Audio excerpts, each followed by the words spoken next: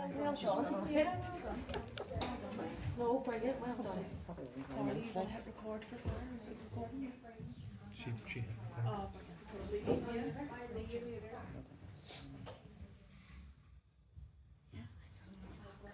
Bye. Okay, you're fine. Alright, thank you. I'll see you later. So we're going to look at the reflective part of evaluations, and we're going to talk about how important it is to use evaluations within our own practice, and in particular with reflective writing. So I'm going to ask you a few questions, and I'm going to give these pages, and as a group write down what you think the answers are to the questions, and we'll work through the questions together. And then we're going to look at 2 reflective writing modules that I think are very, very good as a community development practitioner, whatever line of work you're in, to basically evaluate yourself. Because although it's good to evaluate programs, we need to evaluate ourselves and look at how ourselves are and where we're standing, and are we improving on our own practice to help others improve theirs. Okay.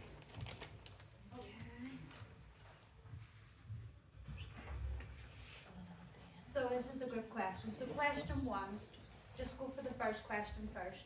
Where do you feel you can use evaluations within your own practice? So I'll give you a couple of minutes to discuss it as a group and write down some wee answers.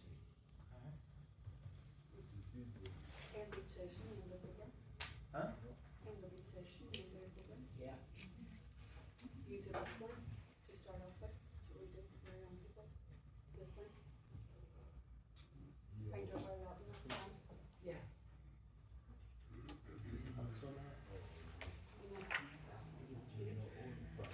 I think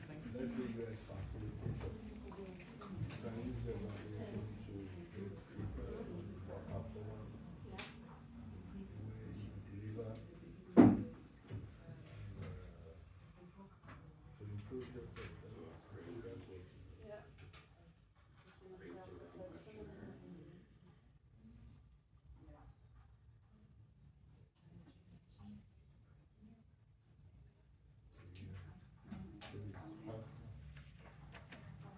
You could use, no, you're gone with it. you could use evaluation at the beginning of the program, or find out how much interest there is actually in it. Yeah. So, 1 or 2 people might have said to you, let's put another program on, but how many people are actually interested in another program? Or they think they might bring a friend, which is useful because then you can use it again at the end.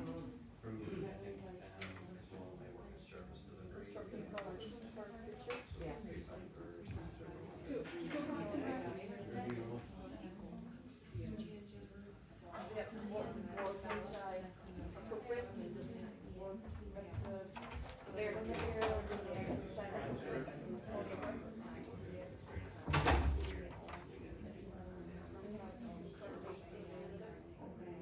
My question about using it at the beginning could be part of your final application.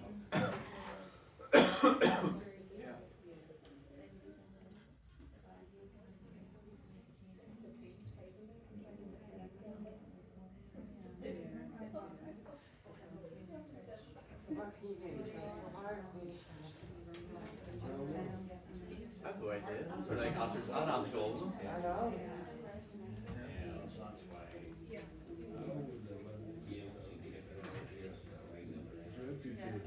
Yeah, I'm all right now, yeah. Yeah. I think that really does sound wrong, right? Yeah. Follow up on previous, yes, years. We need to see if we're moved on or change anything or put your colour. Go back to the table and take that. Okay, folks, so I'm going to ask is what you think you should come up with, and then I'm going to give you what answers I come up with to this question. So we'll start off with this table here. What was the answers that you come up with? So was this just the first point? 'Cause we For the first point, just for the Right, first right. question, yes. Okay. So we've really answered. I think we've answered all 3 of them. Okay. The first 2 points. So looking at like where we can use evaluations in our own practice. Obviously we're all coming up from like different areas of work, but mostly either we're young people or people in the community. So using things at the beginning of programs to assess where people are at to begin with. depending on what the programme is, then also using it at the end of the programme to look at that, looking at in terms of feedback on our own performance as practitioners, using it to improve our practice, and then throughout those processes also using like an ongoing evaluation, see how things are at each step. Okay. What about this, Taylor? Yeah, so we talked about how, like, pre-program questionnaire, you know, for then at the other end of the program, then and then the program, evaluations you compare the two. And then we talked about maybe asking a manager or an outside person to evaluate us on our delivery and stuff like that. I was talking about sort of when it comes to service delivery, like things like food bank or social supermarket, an exit questionnaire, but maybe a very basic one, people who've used the service, and then a lived experience group who are evaluating and providing feedback, who have maybe come through services but are now sitting as a separate entity that are kind of going, here's what it's like to have gone through this. Yep. So that can be ongoing. And then peer-to-peer evaluation. Okay. Very good. Christine? So we had, for the first question, we had like if you were doing an audit project, you would do a start, which is your baseline, and you would do a wee survey in the middle for if there's any changes, like if something's not working, then you can change it then. And then the end, which would be your final, which would give you a comparative. If you had one session, we would just do it at the end of the session. And then I put in reflective practice, performance reviews and exit interviews for your staff and volunteers, and independent evaluations if you get somebody from outside. Okay, very good. It's about addressing your own learning and your own understanding, and this will help you to look at the impact that your work or your programme is having as a community practitioner, whether that be good or bad, so you can see the positives and the negatives of what is good and what is bad and what you need to improve on. It helps monitor your own growth and progress over time as a community development practitioner. So it does, you know, how you see yourself growing, how you react to reactions, situations, things like that. It also helps you identify areas of need improve that we just discussed, and it helps you to provide feedback for your development, and it can help you improve your own management strategies going forward. Okay? So the next question is, how would evaluations benefit your practice? So again, I'm going to give you a couple of minutes, just discuss it as groups and see what your take on that question is. Okay? Identify the aims and objectives, whether we met or not. Identify learning materials, whether they were appropriate, and if delivery methods were appropriate. And identify groups and needs of the community and the group as a whole, and also individual learners. I think you want to kind of evaluate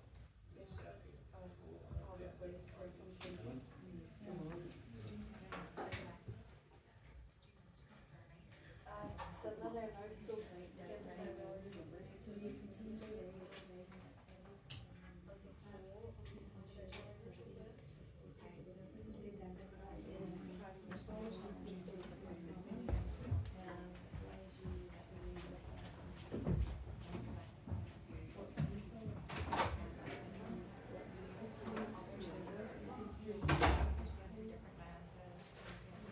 part of that big blind spot too, isn't it? You might think that's really helpful.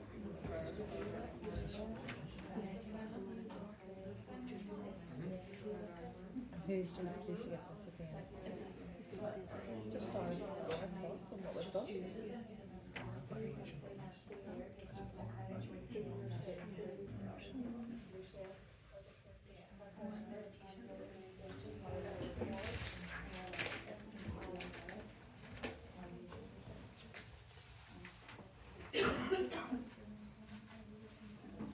Hearing participants' thoughts, whether on paper or oral.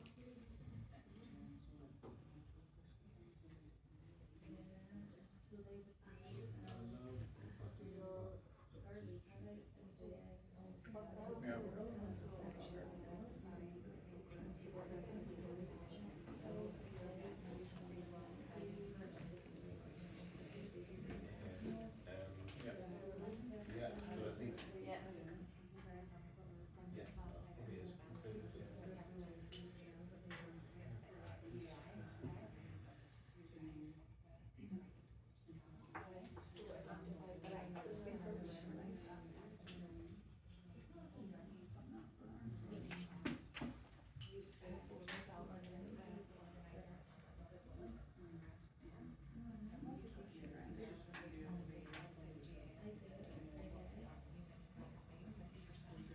folks, so what have you come up with?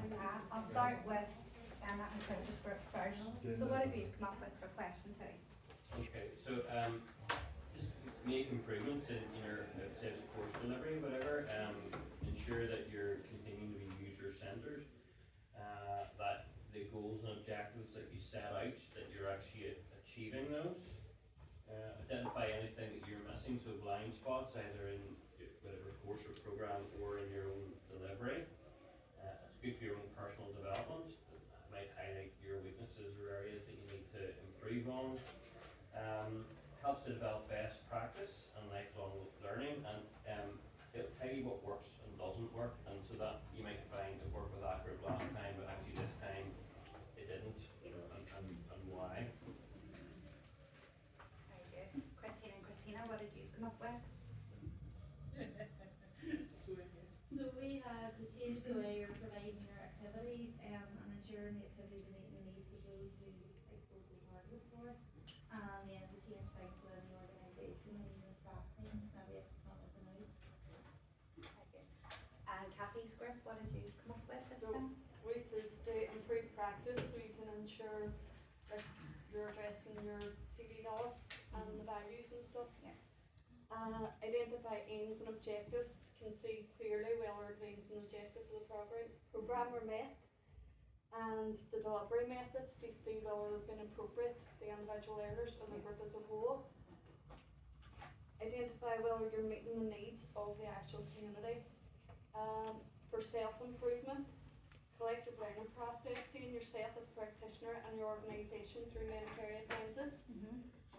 And identify gaps in your approach, i.e. what members of the community that you failed to get onto the room, you know, have you failed to get men in or ethnic minorities, and how you can improve that. So are you going to go out and like give them, try and get them onto the Yeah. room? Very good. So what I have done is improve your effectiveness as a community development practitioner by identifying the strengths and the weaknesses, of yourself and the community.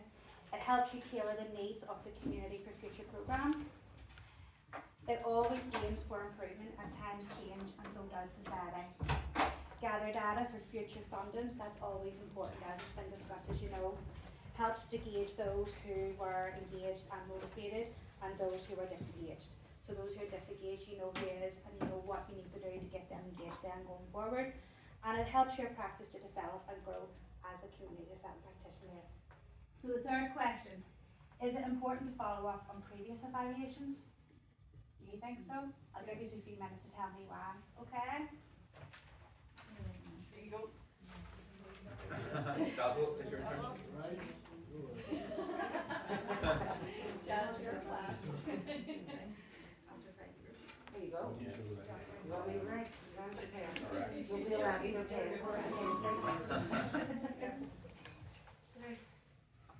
I think it is important to follow up on previous evaluations, because there might be a question that would be mentioned. I'm sure. Yeah. Very few ones. So do you need to include? Allows you to spot common trends.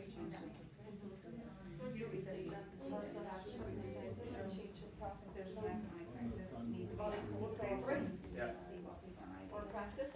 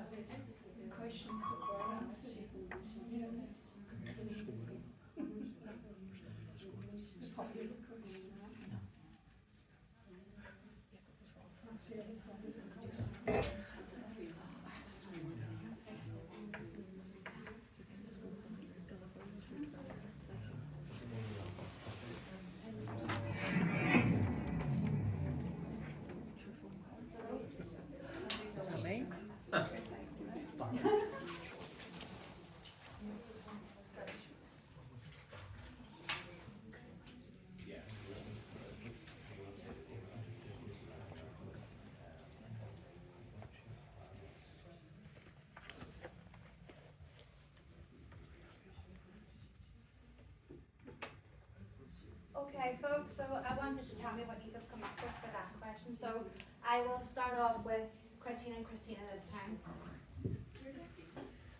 So it's important to follow up on previous evaluations. There's no point collecting data if you aren't going to use it. Needs may change over time again, and just compare for showing improvements and just the implement changes. Very good. Ashley and Jasmine's group, what did you come up with this time? So to improve on what we're gonna deliver next, Okay.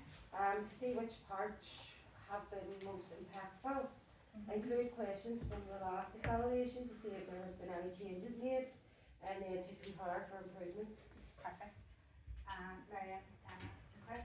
I just read it again, so, because I'm sure nobody can read Nobody that. can So, you measure your improvements over time, Yeah.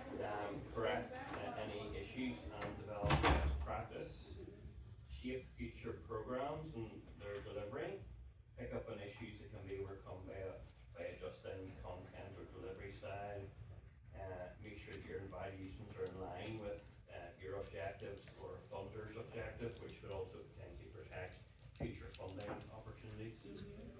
Absolutely. And you've all got it, you're all right in your way.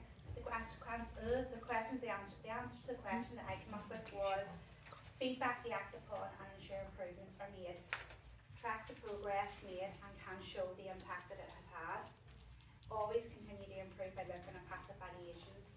Highlight areas of ongoing issues so they can be improved. It also shows the community that you do listen to them and to their feedback and that you act accordingly. And this will in turn build trust and build strong relationships within the community, and that's important going forward. If you want them to attend your programs, you need to show them that you're willing to listen to them. And again, it highlights your personal growth as a community development practitioner. So reflective evaluation can be a useful thing to have. It can help us improve as community development practitioners. So I'm going to show you some reflective cycle methods, and we're going to go through them step by step. So the first one is Gibbs reflective cycle. Okay, this is really, really good. It's also handy to like keep a diary. Don't expect you to just do everything in one go. So if you are like doing, you know, your courses and it's an 8-week course, each week write a wee diary entry or something, you know, about what happened, what was good, what was bad, because you will forget details at the end whenever you go to do a big reflective thing. So this is always handy to have. So I'm going to go through step by step here.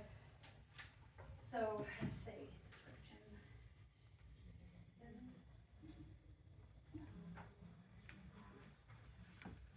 So yeah, description. In Gibbs's reflective cycle, description is what happened. Give a detailed account of what has happened during your event, program, or exam. Explain what happened and be neutral. That's important. As you are explaining the facts, you don't need to put judgments or conclusions in this step just yet. The next step is feelings. This is what are your thoughts and feelings. This is where you reflect on your thoughts and feelings during the event. Did your thoughts and feelings influence your decisions or your actions during that program, event, or the exam? Okay? And then the next step, number 3, is evaluation. What was good and bad? So you assess both the negative and the positive aspects of the event in your experience, and you highlight what you did and didn't work on. Number 4 in the step is analysis. What sense do you make of the experience? Pull it all apart, you know, break it down. It'll help you understand why things went the way they did. Look for patterns and connections and underlying factors, previous self-reflection diary cycles, things like that you may find you miss and that you can put in there. Number 5 is your conclusion then. What else could you have done? You conclude what you have learned from this experience. Could there have been any alternative actions or outcomes? Could your reaction to an action could have been better or worse? You know, this is where you put that into your conclusion. And then your action plan. What would you do if it happens again? So this is where you draw up a plan on how to handle any similar experiences in the future. You set yourself goals to improve your practice, and you outline each goal step by step. This will help you to achieve them goals. So Gibbs Reflective Cycle, it will help you to systematically reflect on your practice. It helps to highlight areas for improvement and to develop your own personal and professional growth. And using the Gibbs Reflective Cycle, it encourages continued learning and will help you grow as a community development practitioner. So this is really, really good if you're having to do any reflective pieces. This is a very good cycle to use. Another good one is David Kolb's Reflective Cycle, as you can see on the side of the screen here. Again, this can help you to self-evaluate about your experience. So let's go through this cycle step by step. So step 1 in David Kolb's is concentrate experience, engage in the experience. Did you participate in the event? Yes, no, you tell us that.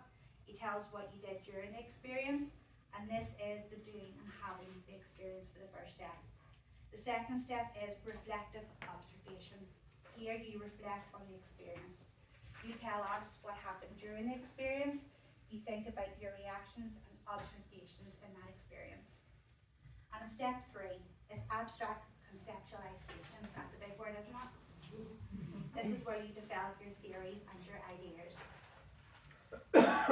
Here you analyze your experience and you draw your conclusions. Here you develop concepts and generalizations that are based on your reflections. This is the concluding, learning from the experience. And the fourth step is active experimentation. This is where you plan and try your new ideas and theories. This is where you apply what you have learned to put into future situations. You can test your theories and concepts in practice, and this is called planning, trying out what you have learned. So these are just 2 reflective cycles that I feel are very good you can use to self-evaluate. Although we need to evaluate programs and groups and businesses, we also need to check in and self-evaluate ourselves as practitioners and make sure that we're holding ourselves accountable for our practice.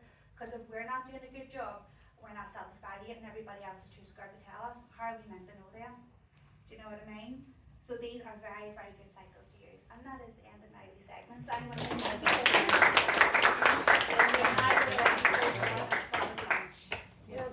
Okay everybody, we're going to change the plan. We're just going to do a quick 1-minute group reflection and then we're ready to go for a break and then we're away. Okay? Or you just can come back in 20 minutes and then we'll do the group reflection. Let's finish. It's getting into that stage in the afternoon where we're all getting a bit with it. I'm hungry, you're hungry, so okay. So